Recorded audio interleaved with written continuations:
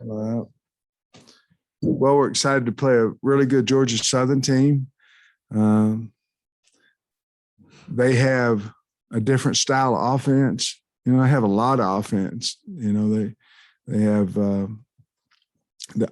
every kind of option you can imagine. They run a gap scheme. They have a really big, nice back in number 2. Then they have another back in 5 that's a good player.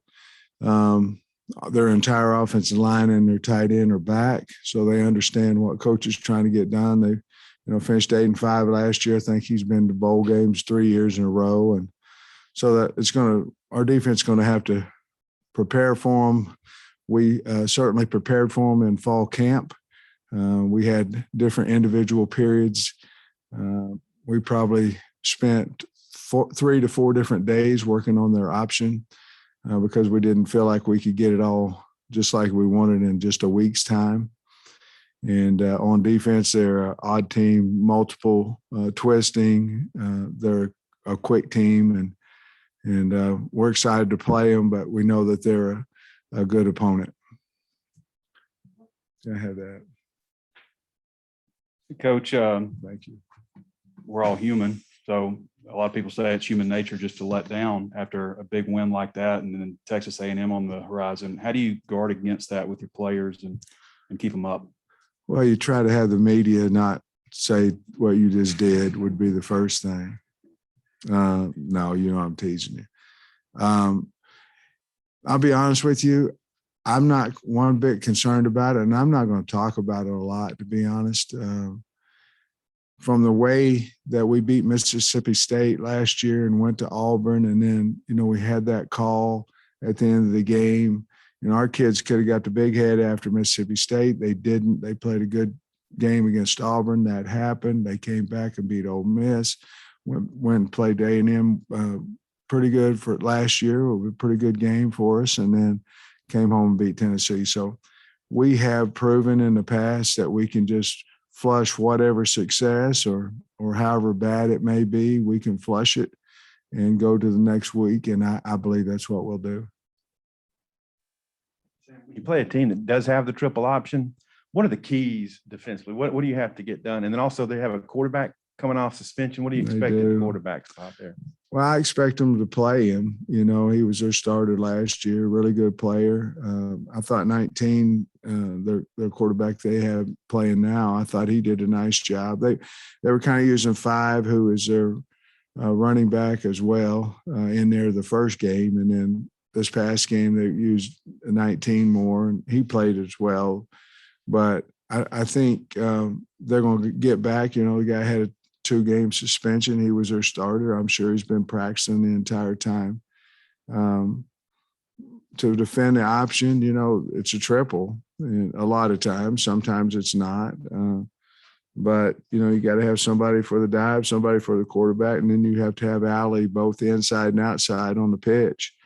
We've got to make him pitch the football, and because I think they've pitched the ball 4 times in 2 games. So the quarterback wants to run the football, and maybe this, their veteran quarterback is different. But, you have to be sound, because if you're not, that's like getting outside of 21 other guys and you're gone at that point.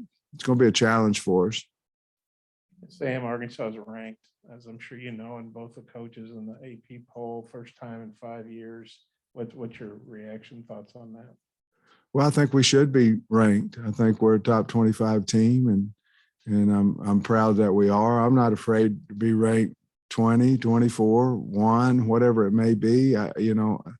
Those polls don't mean a lot at this point in time, but to say I don't think we deserve to be in the top 25 is I do. I think we deserve to be there, and I'm proud that we are, and I don't think it'll affect the way we play. Coach, it's kind of that same vein, but second year, 4th game of the season, you're going to be on the SEC, the kind of the featured game of the week against A&M at 2:30 on CBS. What does that mean to you? I mean, come in here the second year and have it programmed at.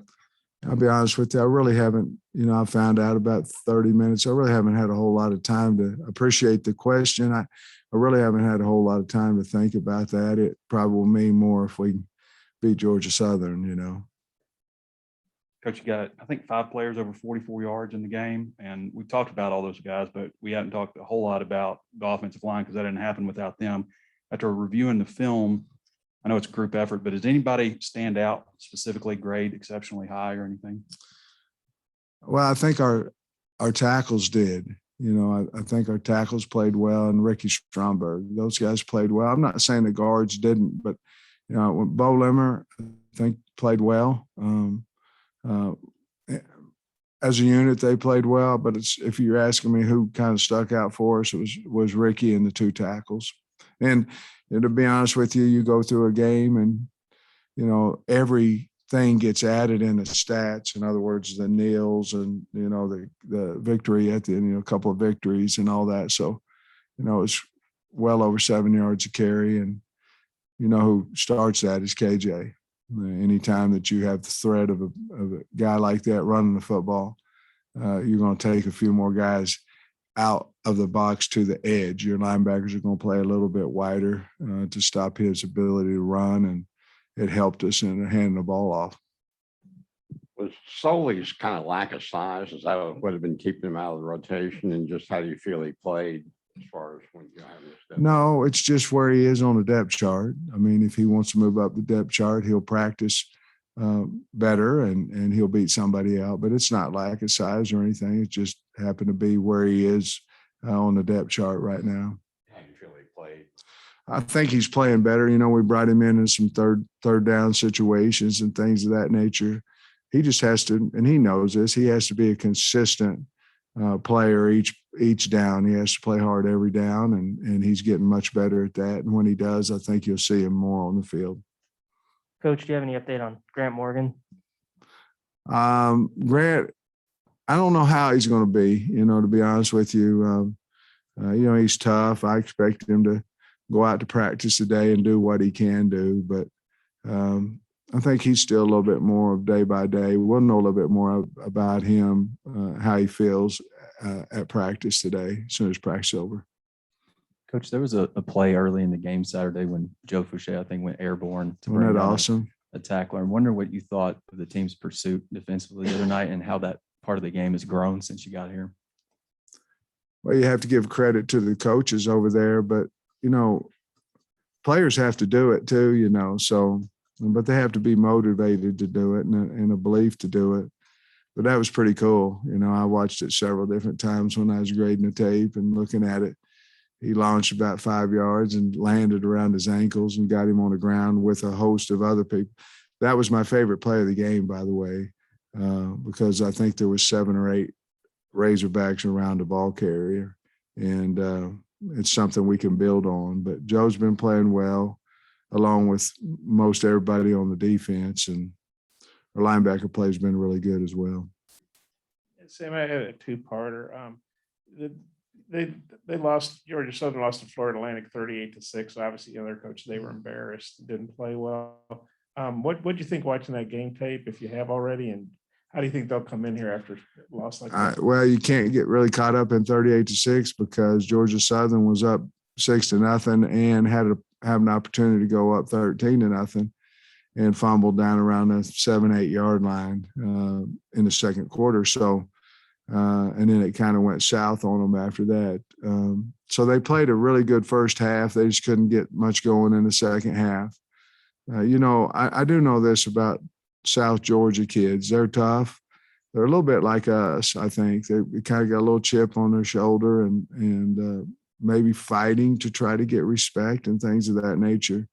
But they went south on them after, to me, I don't know, I'm not their coach, but to me, after they fumbled down there with an opportunity to go up 2 scores. And the other one, I saw this on Twitter. I think might have been Peter Burns or somebody from ESPN. I assume you were on a TV or radio deal with them. And he said that you said you went to bed at 4:30 a.m. Sunday. I did, yeah.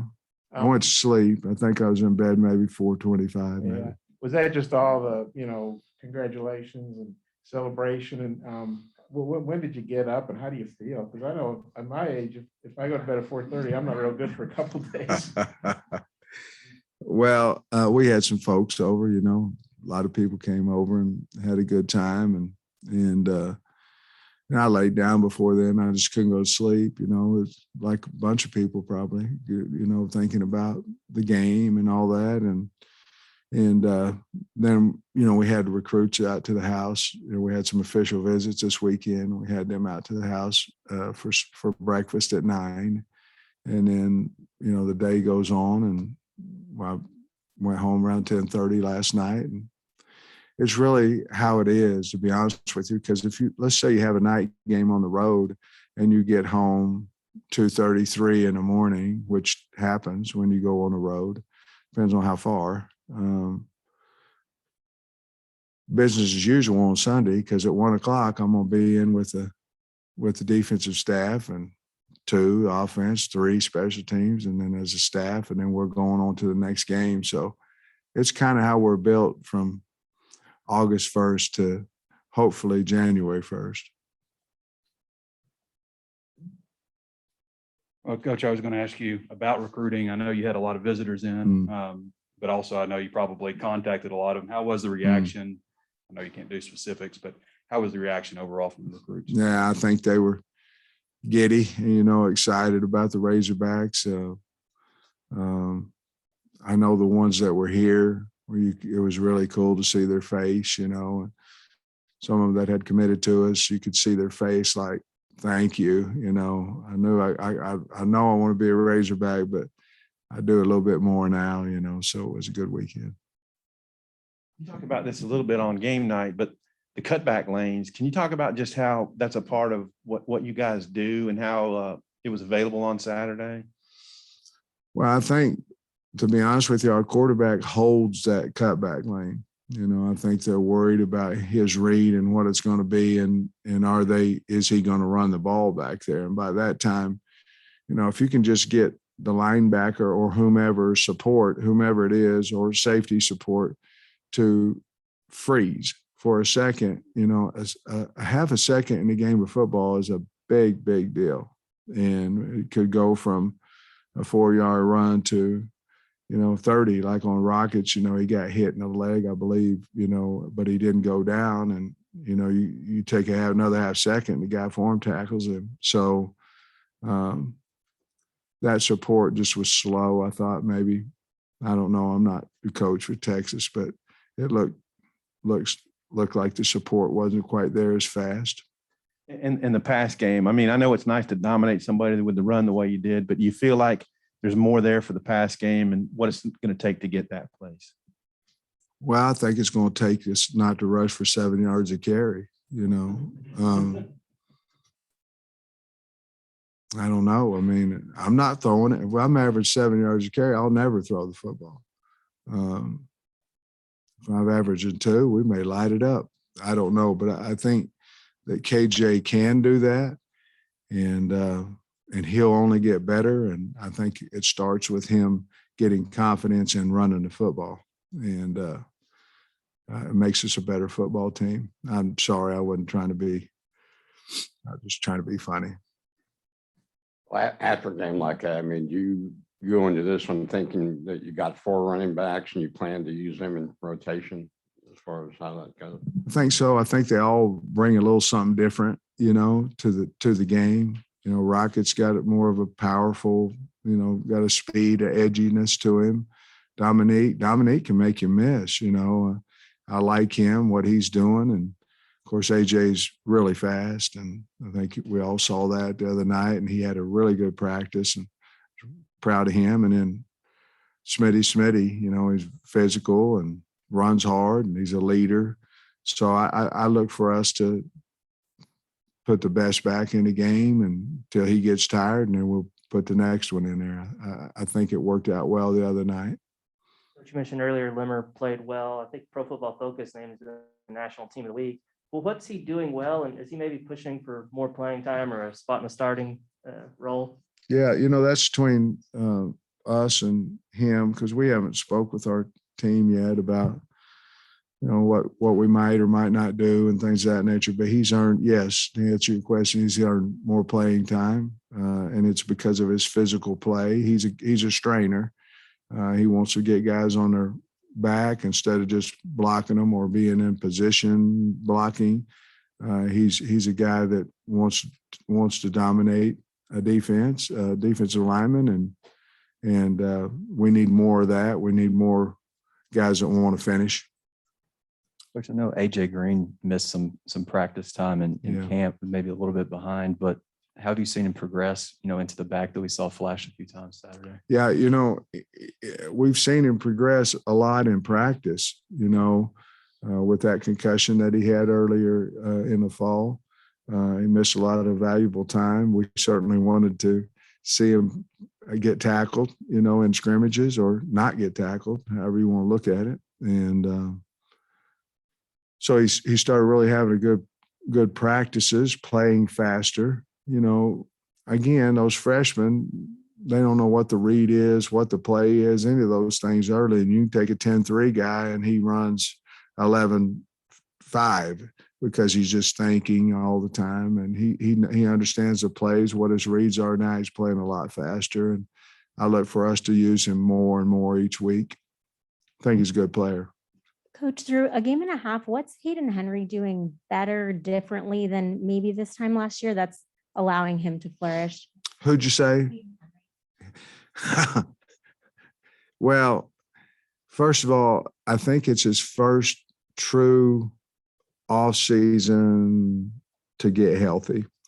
I usually don't do this, but I told him, if he would come back, that it was about the surgery, about building his shoulders up, and not about spring ball. So we ended up, he practiced in spring ball, but he never scrimmaged, and he just never got hurt in the spring, and he got healthier and healthier, bigger, confidence started growing, got stronger.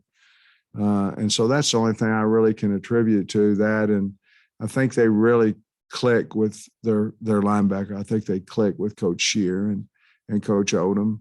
But he's playing lights out, and he's fearless. I mean, and kind of scary at times, not just for them, but for him. He's played 90 miles an hour. Sam, their quarterback, the guy's going to start now, Justin Tomlin. He's played in the past, but he didn't play these first two games. How does that impact preparation when you're looking at these first two games, but he's not in there? And then I guess you obviously have to go back and look at previous seasons. To get I don't feel think for a him. lot, to be honest with you, because the offense is similar. It's kind of the same. So I don't think a whole lot, except we're going to have to show our kids last year's tape to see him and all his abilities. He made some pitches last year that so far this year the other quarterbacks either didn't or not comfortable with doing. And so he's truly going to take that offense, in my opinion, to a different level because he has done it so much, and I'm sure he's been practicing. So I don't know a whole lot, except we're just going to have to show him how talented that he is. Oh, this may be off the wall, but I know his first two games, captains go out. I think it was Catalan went out for the coin toss, and then the other guys laid back, and then the other night it was Grant. Is that a deal where you can't have 5 captains at the coin toss, or what's the deal with that? It was kind of cool. Grant Morgan, he a special old kid, and got a lot of them, by the way. But I told him that you could take 4. The officials rule you can take 4 out to the coin toss, but the 5th guy's got to stay back. And Grant was the captain of the first game. I wanted Cat this week because he came from Texas. He was only captain from Texas. I wanted him to go out this week. And I said, hey, all you guys can walk out there and one back. And Grant said, we're not leaving one of our guys behind. So we're going to have one go out and the 4 is going to stay together. Thought it was pretty cool. Coach, I don't think Burks has played necessarily bad through the first 2 weeks, but maybe not what we've come to expect from him. Do you think that's just a matter of him still kind of working his way back from injury, or is the defenses targeting him, or what do you think? I don't think so. He caught 5 balls in the first half, and we was running for 7+ yards a carry. Now, I will say this, he was the happiest guy in the locker room and blocking his tail off and all that. So I think he would tell you he didn't have a good first game. I felt like he played really well this game, and he did what we asked him to do, and he did it with a great attitude. It's hard to do, if you're getting all these accolades and you're worried about being drafted in the first round and all that. It's hard to put the team first. It really is, but he does it and does it well. And to be honest with you, he's setting a great example, and it makes our team better. I noticed on the Texas postgame interviews, they said y'all did a few things defensively that they didn't expect, that they hadn't seen, hadn't practiced for. Maybe shooting your linebacker. What all was a little different, man? I just think, we didn't show any 3-man front, before that game. Now we did last year. We clicked down into a 3 technique on the backside, which last year we didn't do. And we tried to shoot the 3 technique through the B gap.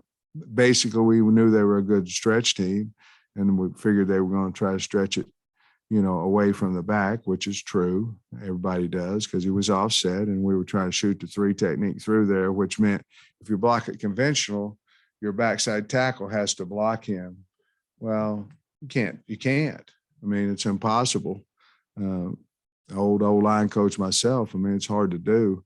And we were getting penetration in there. That was part of it. There was a couple of new blitzes Barry had put in that they hadn't seen before. So I'm assuming that I don't want to speak for coach, but I'm assuming that's what he's talking about. Of all your drives the other night, the one after KJ's pick and they scored their first touchdown, that next drive, that was a really important drive for momentum, confidence, and everything. What did you think of KJ's reaction and the leading the team after that? He's our quarterback. That's why that's part of the reason why we believe in him. And nobody on the sideline, not myself, nobody panicked. The guy made a really good interception. If he doesn't, then it's 7. We score. If he doesn't make the play, it's a touchdown for us. But he made a really nice play. And sometimes quarterbacks going to throw an interception. I don't know if Tom Brady's ever thrown a pick, but he probably has, so I don't know.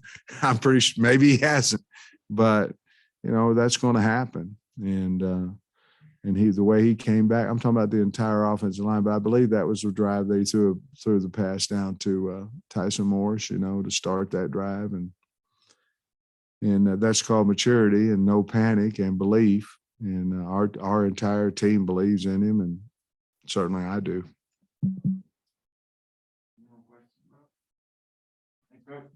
Thanks, everybody.